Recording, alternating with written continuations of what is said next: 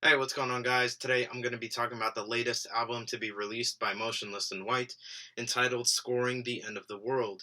If you're not familiar with the band, they are a heavy metal band from Scranton, Pennsylvania. They've been active since 2004. Their style fluctuates between sounds like goth metal, industrial, and metalcore. They've also been described by some as a new metal band. They're kind of all over the place. They began releasing singles for this album since, I guess, early spring of 2022. And I got a sense that the band's sound would progressively move into a more electronic infused direction, borrowing from sounds such as glitch metal, just to give you an idea. The result is an intriguing and cohesive project. Scoring the End of the World is a total of 13 tracks, sitting just under 50 minutes in runtime. As always, I'll be going track by track, offering my thoughts and highlights for the entire project, starting with the first one, entitled Meltdown. I love the way that this song blends cool glitch metal and goth rock elements well. Right at the intro, we've got a bit crushed programmed breakbeat that fuses with a metalcore break. The vocal performances are on par with what I'd expect from the band, and I guess the same applies for the grand majority of the album, to be honest. The screams and growls sound awesome on this song, and the singing is also great. The melodies are solid and are complemented well by the instrumental. It's an upbeat metalcore drive, and there's programmed drum breaks that are sprinkled into the mix. They feel like they're ripped out of an electro industrial track, and the result is just awesome. There's also spooky sounding synths that paint different colors across the mix beautifully. Thematically, the song touches on apocalyptic scenes. During the breakdown section, we can hear the screams chanting, "Shock the system, let the axe fall to your knees, land of disease, kill or be killed, the American scream, bottom line feeder, parasite preacher, now your judgment day is here." Chris Motionless, the lead singer of the band, has described the song as being a glimpse into a frantic party while the world is ending in the background. It's meant to focus on the inevitability of the end and recognizing that there's nothing that you can do to change the outcome of events that are beyond your control. The song does a good job for setting up your expectations for the album if you have not heard any of the singles going into it. Track number 2 is entitled Sign of Life. The production style for this song reminds me a lot of what some would refer to as butt rock. Just think of the sound you would expect to hear from a band like Breaking Benjamin. Really just a radio-friendly approach to pop rock. This is especially true for the choruses. It just takes one listen for you to hear what I mean, what I'm referring to. With that being said, though, I do enjoy this song. I think it's effective and it is catchy. The song has bombastic energy with tons of blast beats and memorable melodies to complement. The guitar tones are basic for this style, but that's not to say that they sound bad. They are just effective. They do what they need to do. There's also synths present during the verses, which create a nice blend of flavors. And thematically, the song is about finding yourself in an emotionally dark and hopeless place and making a conscious effort to push any negativity possible out of your life. The second verse puts it beautifully. Trapped in a maze in my mind, and it's toxic. I'll scratch my nails through this coffin. Wasting away in the dark's not an option. The final chorus is also my favorite, as the lyrics change up a bit. We can hear Chris singing, "So pull me close and twist the knife, and drag me to hell with heaven's lies. If there's a grave behind my eyes, then how did the dead find a sign of life?" It is a very moving song. Track number 3 is entitled Werewolf. This is an angsty tune that blends synthwave elements and metalcore elements together. And I understand that on paper that might not sound like it would work, but I think this song is valid in my book. The sound of a howling wolf sets up the tone at the beginning as the drums open up the song with a typical style that you'd expect for a synthwave track, complete with a steady Moog synth bass line. The groove later transitions into a solid rock performance. The production fuses bright neon synths with chugging electric guitars, and Chris's vocals are just truly the glue for the mix. Chris Motionless cites Michael Jackson and the band Muse as big influences for this song in particular. And there's also a fun Michael Jackson Easter egg in the song. There's a reference to the classic Halloween tune, "Somebody's Watching Me" by Rockwell, which featured Michael Jackson on the chorus. And on that note, I think the vocals are great on the song. I believe it's the tonality of the song that makes the melodies shine, so it all just works very well. It's genuinely beautiful what the band managed to pull off with this song. I especially love that sexy guitar solo that we hear in the last third of the song.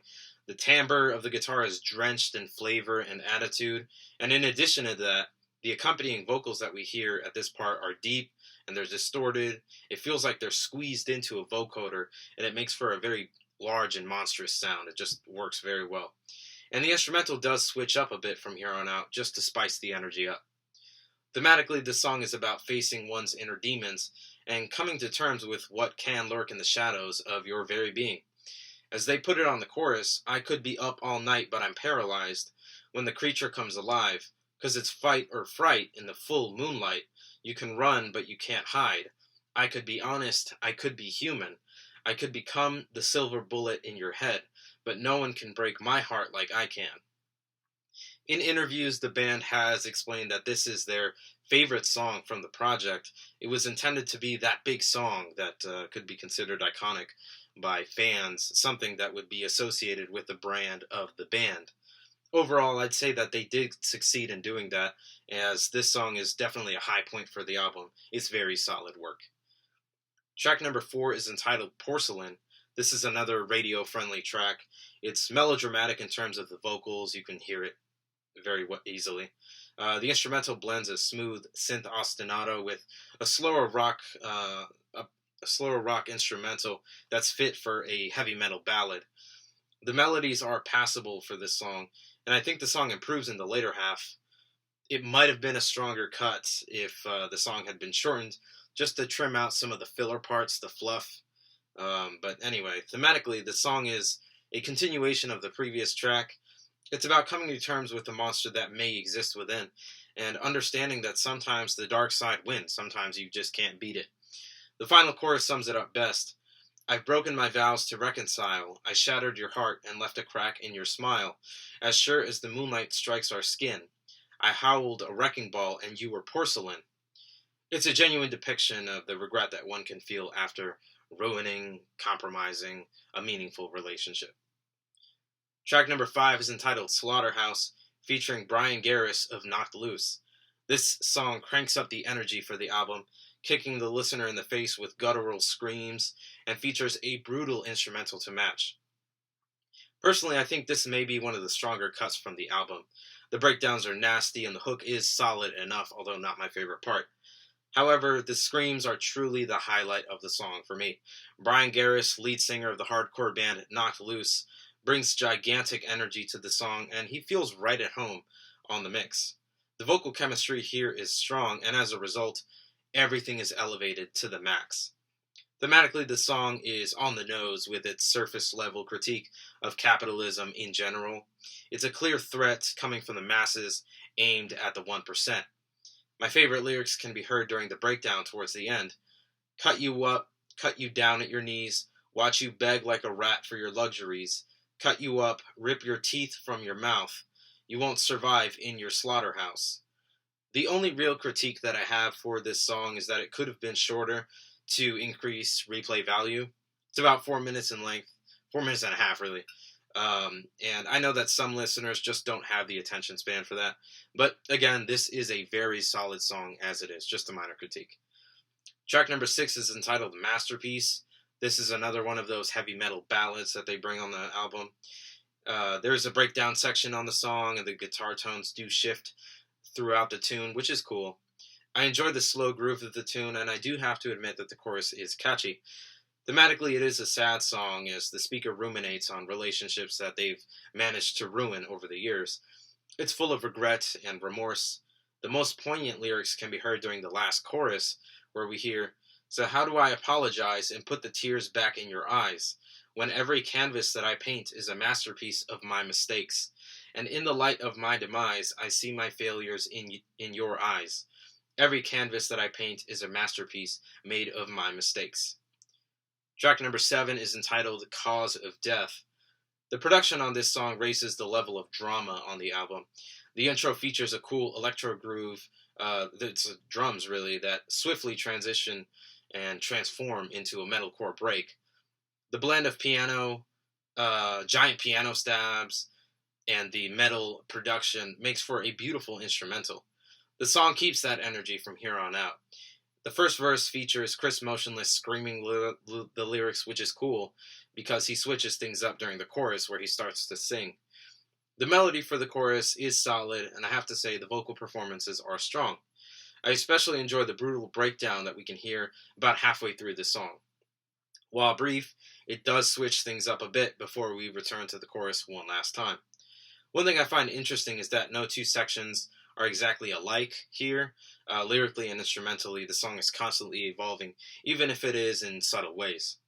Thematically, the song has been described by the band as being a companion to track number 2, Sign of Life. The speaker reflects on falling out that they had with another person, and it was a relationship where both parties damaged each other. The final chorus does sum it up well.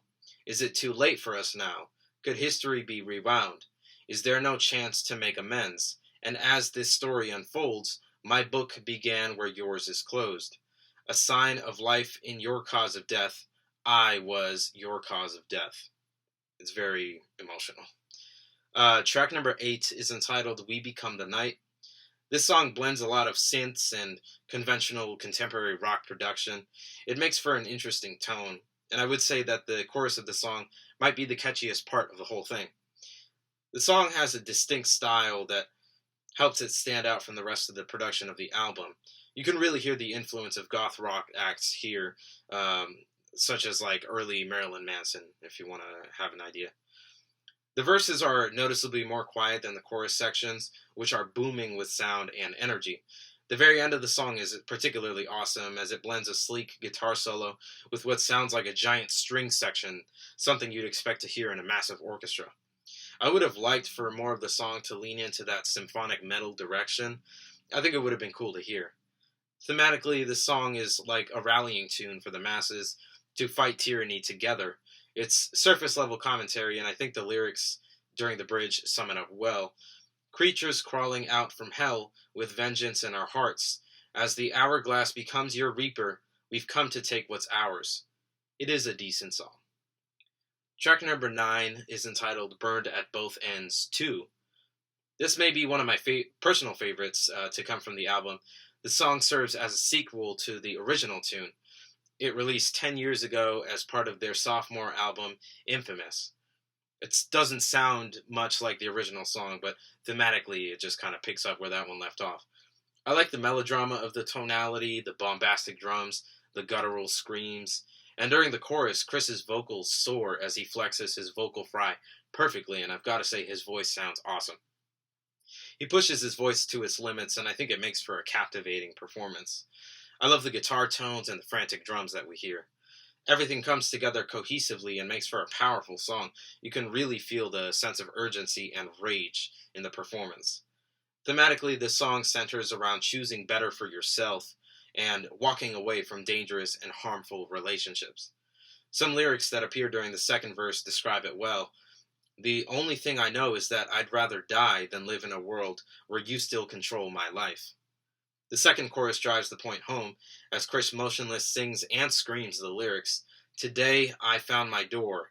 I set my sights on something more. I'm done reliving the pain you dealt me. I'm sick of trying to take back time. Today I live for something more. Honestly, this is thematically it hits close to home. It's a really good song. Track number 10 is entitled Broadcasting from Beyond the Grave, Corpse Nation. I think this is one of the lower points of the album. The song has some awesome sections, but I think the melody for the chorus is just not very strong. The melody is an eerie tune that's introduced at the intro.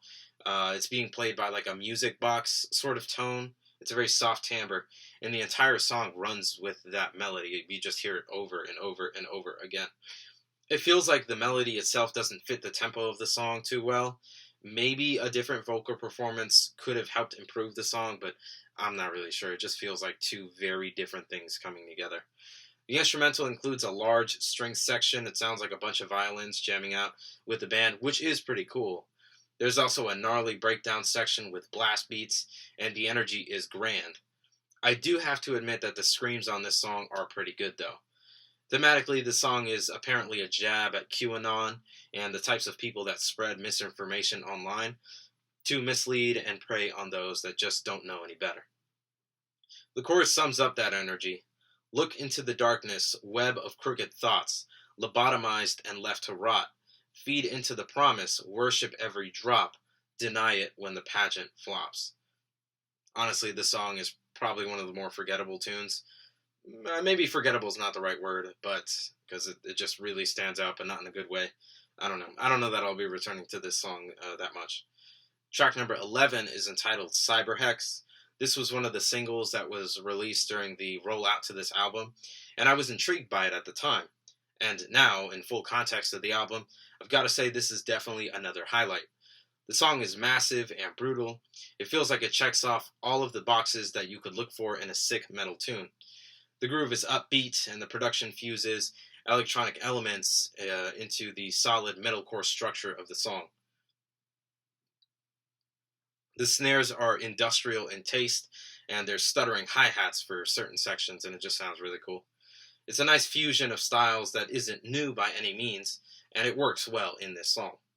The chorus is solid and catchy, which makes the song memorable. Chris Motionless has described the song as being dedicated to the fans, the force that helps keep the band grounded. Despite adversity, love can propel you forward and keep you moving, and I like the way that he alludes to that during the second verse, as we hear Chris scream and sing, cold and corrosive, fatal diagnosis, ring around the roses, say goodbye, we broke it down to build it up, 'cause analog life's digital enough, initiate the cyber hex, the only way to win is to reconnect, stay alive, stay alive. This is expanded upon during the breakdown as we hear Chris screaming the lyrics, do you want to live? Are you willing to die? When heaven falls, I will be your light. Love will survive. In this hell, you are my paradise.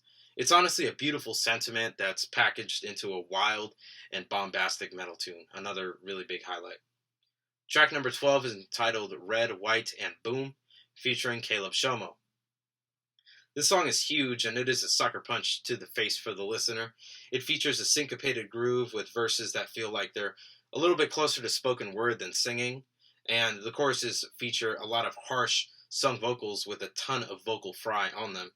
The legendary frontman of bands like Beartooth and former member of Attack Attack, Caleb Shomo joins the band on this song and brings his unique vocals and unique style to the table. He hops on the track during the breakdown section, and he amps up the energy of the song very well. His vocal chemistry with Chris is also awesome. It just works very nicely. Thematically, the song is a staunch rejection of what life seems to be like in the States during the present day. As they scream during the last chorus, cold and isolated, force-fed, violated, divided states of hope and hatred, so run for your life or detonate it. Go fuck the algorithm. I won't bow down to a broken system where madness is celebrated. So pull the pin and detonate it. It's a powerful song, but I feel like I was expecting more out of the tune, but I do still enjoy it. I'm just not sure if my expectations were way too high. But with that, we transition into track number 13, the closing song, Scoring the End of the World, featuring Mick Gordon. This is a massive closing track for the album. The instrumental features synths, gigantic snares, and a gnarly guitar riff. Iconic contemporary video game musical composer Mick Gordon joins the group and elevates the song truly to another level. His production style is distinct. He's worked on games like Doom 2016, Doom Eternal, and Wolfenstein The New Order, just to name a few. We can hear his influence shining in subtle ways in the mix. From the rumbling bass to the gated synth chords, there's honestly plenty to get into here. After the bridge, the mix expands and feels richer, it's just larger. We've got an entire symphonic accompaniment. We can hear elements like soaring strings and giant brass leads. It's just a beautiful blend of metal and symphonic scoring. Chris's vocals soar and feel at home on the mix, and I've got to say the result is just beautiful. Thematically, the song seems to be a reiteration and summary of previously established themes on the album. The lyrics feature many references to musical composition, which suits the title of the song perfectly.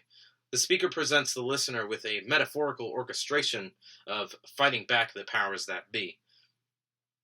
For example, I like how the second verse puts it: trapped in hypocrisy's cacophony, all tension, no release. When it's so hard to see the harmony, it's time to end the peace. Stop their choir, change their key, hit back hard in our reprise, bring their fanfare to its knees. I'd say this was a very strong closer for this gigantic album. Overall, I did enjoy this project a lot. It's not a perfect album, but I don't think that it needs to be. I don't think that Motionless in White really have anything to prove to anyone at this point. They've been one of the biggest rock bands for as long as I can remember. They've been around for years, and their style has continued to evolve over the years. This album touches on themes that are interesting, and they're presented to the listener in a captivating way. And while there are some low points, I think that the highlights are some of the band's best work to date. I'd recommend you give this album a listen if you're curious or just want to listen to some of the sleeker approaches to metalcore to come out from the contemporary era, as you might end up finding some pleasant surprises. You might end up enjoying it. You don't know. I didn't know. But when I heard that Mick Gordon was going to be on the album, I was like, yeah, I'm probably going to have to review that. I didn't even know that Caleb Shomo was going to be on here until I saw the track list when the album dropped. But yeah, with all that being said, I'm just really excited to see where the band goes from here. I'm probably not going to be able to catch them touring for this song, but that's no big deal. But maybe I'll catch them one day. I've never seen them live, but I would really, really love to catch them when they tour, probably in the future. I would like to see whatever they end up doing, whatever their next album ends up being. I'm definitely going to be there to support that. And if you have sat here and you've listened to me talk about Motionless in White and their latest, Scoring the End of the World, I really do appreciate that. I appreciate you taking the time to listen and just kind of share. And speaking of sharing, if you have music that you want to really, really put someone else onto, you can send that my way. There's a lot of new music coming out. It's a really exciting time to be a music listener, a music fan. And if you are really excited about something, I am more than happy to be excited with you about that. And yeah, I just appreciate the support. It is still hot out there, so just make sure to keep drinking water, keep yourself hydrated, and remember to mask up because COVID cases are going up. Keep yourself safe. Take care.